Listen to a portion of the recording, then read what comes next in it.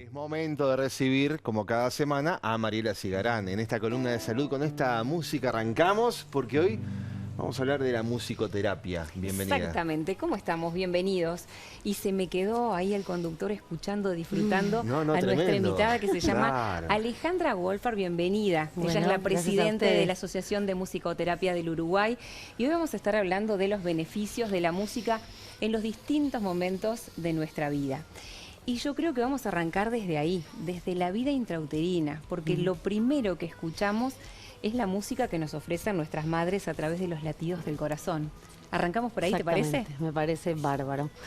Lo que nos ubica en esto de entender que entonces la música no es algo que viene de afuera, sino que es propio del ser humano, ¿no? Que es lo primero que está bueno compartir, que la musicalidad es humana, es de adentro hacia afuera y no de afuera hacia adentro. Eso que sucede intraútero con los latidos del corazón ya empieza a forjar esta posibilidad que tenemos las personas de después de desarrollarnos, o no, digamos, profesionalmente, pero sí desarrollar nuestra musicalidad en el sentido más profundo.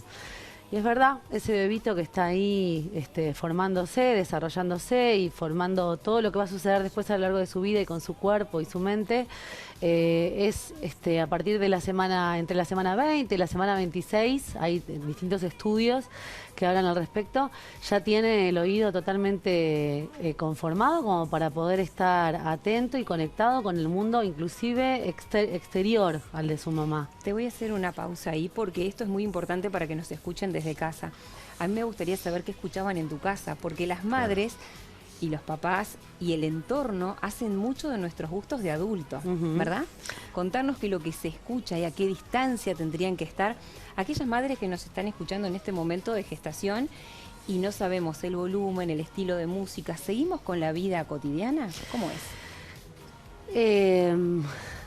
Creo que inevitablemente cuando estamos en la etapa de gestación, la vida cotidiana cambia porque estamos en esa etapa, o sea, no va a ser igual a antes, nada es igual. Y tampoco pensando, aunque no haya habido un proceso de gestación, pensando en una casa que tiene un bebé, ¿no? Que recibe un bebé, ¿no? Pensando en que a veces no es a través de la gestación también. Pero nos va a marcar para el resto de la vida cuáles fueron esos sonidos que estuvieron al principio en nuestro momento, en los primeros contactos con la vida de los adultos referentes de crianza. Tal vez no tiene que ver con los gustos, pero sí con una forma de comunicarnos, con qué ambientes sonoros nos son más agradables, más confortables, cuáles nos desagradan. De hecho, también cuáles nos emocionan, ¿no? Es como los olores. Claro. ¿Vieron que nos cuando hacen uno come? recordar a Claro, algunos que uno momentos, algunas casas. y vos no sabés, y de repente familia. te acordás de algo, que con la música pasa lo mismo. Y ni hablar de la voz cantada y la voz hablada que nos acompaña a lo largo de la gestación y también una vez que nacemos. Esa voz que es única, irrepetible, que va a tener que ver con nuestra propia voz también. Hablemos puntualmente, cuando hablamos de musicoterapia, ¿de qué hablamos?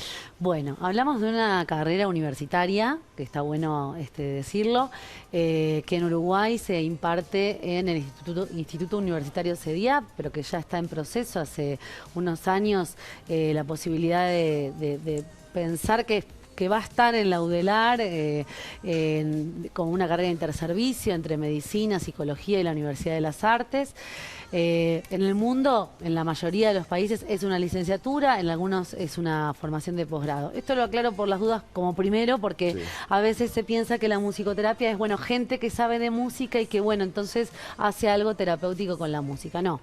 Para ser musicoterapeuta, desde ya que tenés que ser músico, pero tenés que ser musicoterapeuta. Y tener una preparación. Y ser licenciado en musicoterapia. Entonces, aprovecho los medios de comunicación siempre para decir, si vamos a ir a un abordaje musicoterapéutico, que la persona que nos atienda esté formada. Porque pareciera que la música siempre es linda, siempre está bien, siempre nos va a hacer bien. Y no es así. Claro.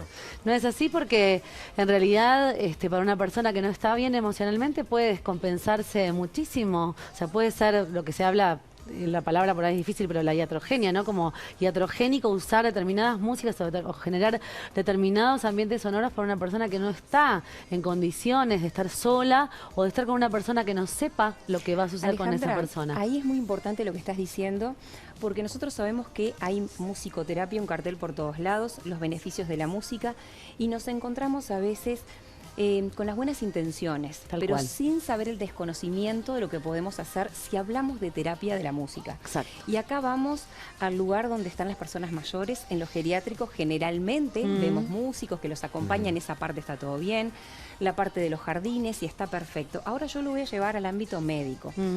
Yo quiero hablar de lo que pasa en CTI. Tú estuviste trabajando en el servicio de oncología pediátrica del Centro Hospitalario del Pereira Rosell. Yo quiero que les cuentes la experiencia, porque nosotros pensamos que van a entrar con música, ¿no? Y muchas veces, volvemos al inicio de esta charla, la música pasa por la voz solamente, porque en esos lugares y en esta pospandemia no podemos estar en contacto con los enfermos, no se pueden llevar los instrumentos musicales, pero sí vamos a hablar del beneficio de la presencia de ustedes, de los profesionales. Bueno, eso es importante. El beneficio va a estar, digamos, ligado en la medida, se va a dar en la medida que haya un profesional que sea consciente de lo que está sucediendo. Esto no quiere decir que una persona que está internada o en cualquier situación de la vida no escuche música, porque la realidad es que no hay personas, o sea, ¿cuántas personas le preguntás, vos escuchás música en tu vida y te diga que no, o que no tiene ningún tipo de vínculo con alguna experiencia musical? Y inclusive en CTI una persona que no esté, por ejemplo, una persona en coma, no tiene por qué ser grave, puede ser un coma farmacológico, no pensemos cosas trágicas. Tal vez la familia tiene la buena intención de acompañarlo o de contactarse a través de audiciones musicales. El beneficio se va a dar en la medida que conozcamos a esa persona y que estemos atentos a qué es lo que pasa con el estímulo musical. Si hay un musicoterapeuta presente, lo vas a ver, porque va a estar en relación con el equipo. Es importante, por ejemplo, en relación a los ámbitos médicos, cuando los musicoterapeutas trabajamos, no trabajamos solamente con la materia música, trabajamos con todo lo que es el entorno sonoro que rodea a esa persona que está internada. Recordemos que, por ejemplo, en una terapia intensiva, el monitor tiene que sonar. Si no suena, no es una buena noticia. Entonces, también esto de cuáles son los sonidos buenos y cuáles son los sonidos malos. También hay como un mito en eso, ¿no? Ay, no, qué ruido, qué ruido. Pero hay ruidos que en realidad son sonidos molestos, pero que son necesarios. Lo importante ahí, entonces, a tu pregunta para redondear es que si vamos a, digamos, lo que fue mi experiencia hospitalaria, que fue desde el momento que me recibí, porque también en Buenos Aires trabajé en el Hospital Garrahan, primero con trasplantados renales, es acompañar a la persona en su estilo e incluir al personal, que no es solamente con la persona internada, sino con el personal que está involucrado, con el ámbito médico en general, los enfermeros, los médicos, algún otro... la familia que está presente. Y la familia, que era lo otro que te iba a decir. La familia es muy ni importante.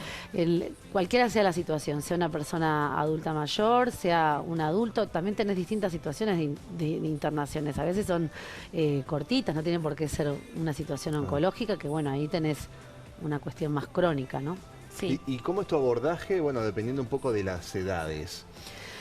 Bueno, yo, digamos, las edades obviamente va a tener que ver con te brindan las posibilidades de acuerdo a la edad, a la etapa que esté viviendo esa persona. No es lo mismo que trabajar con un bebé y su mamá que trabajar con una adulta o con un grupo de adultos mayores. Sí, a veces a mí me dicen, pero ay, ¿cuántas cosas distintas que haces vos? Y yo en realidad hago tal vez lo mismo. Lo que pasa es que cambia en función de las personas con las que trabajo. Y bueno, qué es lo que haces tiene que ver con poder escuchar qué es lo que se necesita. Entonces no hay una receta, no es que con niños pequeños yo trabajo de esta manera, no. Cada caso, con este niño, con esta familia, en esta situación o en esta institución vamos a generar tal estrategia, tal propuesta. Por eso la evaluación, el diálogo, la visión más interdisciplinaria, no pensar ni que sos un salvador, ni que vos venís con la novedad. Vos sos una persona que tiene que ser éticamente, o sea, tenés que trabajar desde la ética como cualquier otro profesional. Yo siempre digo, acá no es los musicoterapeutas, sino las personas que ejercen la musicoterapia como en cualquier profesión. Entonces, la responsabilidad tiene que ver con eso, con poder evaluar cada situación. Desde ya podemos enunciar algunas cuestiones que se repiten Sí, en la primerísima infancia yo trabajo mucho y tengo como segundo apellido de la musicalidad en la crianza. Hay cuestiones que se repiten, el tipo de objetos que usás, cuáles son los que pensemos que niños que se llevan cosas a la boca no vas a llevar un violín, pero tal vez sí tocás el violín. O sea, es relativa la respuesta. Alejandra, yo te llevaría a la parte de capacitación. Si bien estamos hablando que la musicoterapia la tenemos en la manera diaria, los niños hacen música todo el día hasta que le decimos para de hacer ruido, porque ellos hacen todo, desde que están comiendo, tiran las cosas. En un momento el adulto, bueno, se ocupa demasiado la vida, creo, y deja la música de lado y ahí empiezan los problemas. Y cuando nos dicen que puede ser una parte fundamental para llegar a tu casa, para relajarte, hay gente que no, hay gente que está con rock and roll todo el día o escuchando, no sé, otros ritmos latinos y la pasa bárbaro. Y el silencio también es importante. Para todas esas cosas, a mí me gustaría que les des alguna opción para que se acerquen, para el que se quiere formar, para el que se quiere capacitar. Hay formación en musicoterapia aquí ya hace casi 50 años. Tú te viniste a los 23, muy jovencita, por suerte se quedó en Uruguay. Acá tiene su familia, sus hijos también, así que te tratamos bárbaro. La verdad que sí, ya soy más uruguaya que de Argentina. Sí, sumamente, y aparte mi carrera profesional tiene muchos más años en Uruguay y la verdad es que me vine era muy poco conocida, mucho menos que ahora, y ni siquiera era un título universitario en Uruguay. Hoy por lo menos podemos decir que hay ya titulados uruguayos, ¿no?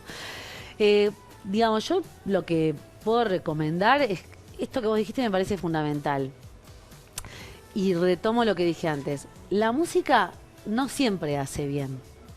Poder elegir qué es lo que quiero escuchar.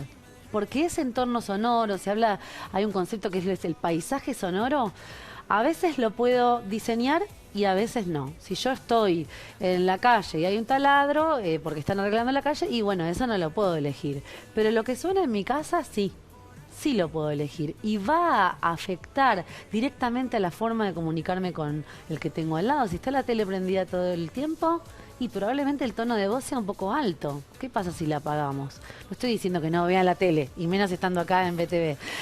Pero tal vez sí elegir, bueno, cuando nos comunicamos. Si miramos la tele, veamos la tele. Y cuando no vemos la tele, la apagamos. Y cuando escuchamos música también, podemos tenerla de fondo y elegir qué es ese fondo o cuál música es la que compartimos. Y volviendo a los niños, lo que vos dijiste, los niños y las niñas, es lo que sí recomiendo es entender que la música puede ser un muy buen juego y una muy buena forma de vincularnos, y para eso no hay que saber ni ser musicoterapeuta, ni ser profesor de música, ni músico. Hay que ser buen cantante, tener porque ganas de todos jugar. queremos, y sentirnos bien, pero que te condiciona el día, te condiciona. Totalmente. Te cambia la cara. Uno se levanta. ¿No necesitas un poquito de música? Yo la veo con la guitarra ahí. Nos me vamos gustaría. a ir a la pausa escuchándote otro poquito, ¿puede ser? Bueno, ¿sí? ¿cómo no? Pero ya también aprovechamos a despedirla y a despedirte, Mariela, como cada semana aquí en Día a Día. Un placer. Muchísimas gracias. Me quedé con ganas de saber qué escuchaban en tu casa, para saber tus gustos musicales, ¿no, Ale?